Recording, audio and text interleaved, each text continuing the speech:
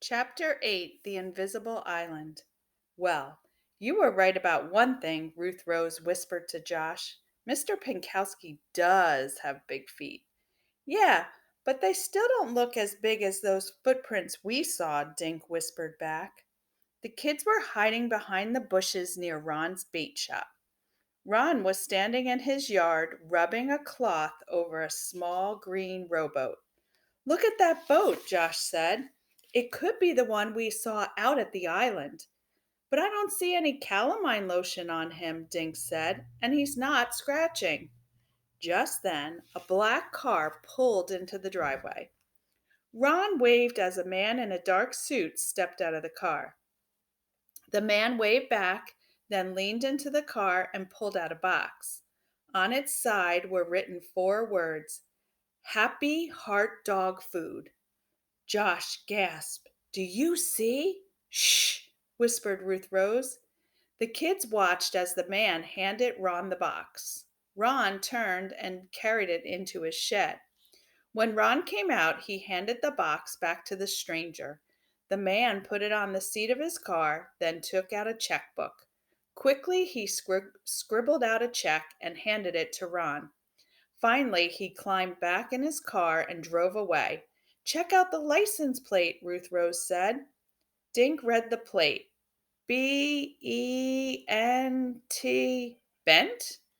What's that mean? He asked. Who cares? Josh said. Mr. P just sold that guy a box full of counterfeit money. Let's go tell Officer Fallon.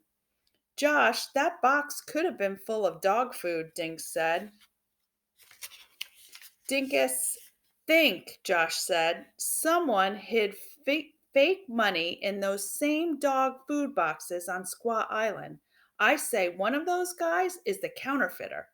Josh could be right, Ruth Rose pointed out, but before we go see Officer Fallon, maybe we can find out who that other man is. How? Dink asked. Let's ask at the gas station, Ruth Rose said. Mr. Holly might know who drives a black car with bent on the license plate. When the kids reached the gas station, Mr. Holly was nowhere in sight. Then Dink heard someone whistling.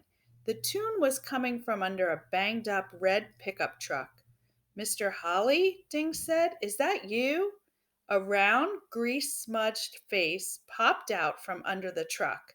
Howdy, Mr. Holly said, grinning at the kids. You got car trouble?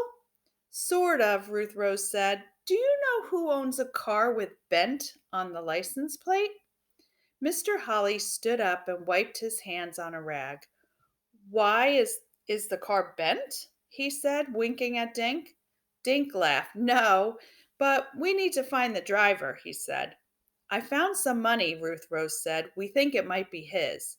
Sounds like those new folks, Mr. Holly said. Mr. and Mrs. Warden Bent. Few weeks ago, they rented a small house on Fox Lane. I put a set of spark plugs in that snazzy car of theirs. Fox Lane, Dink said, giving Josh a look.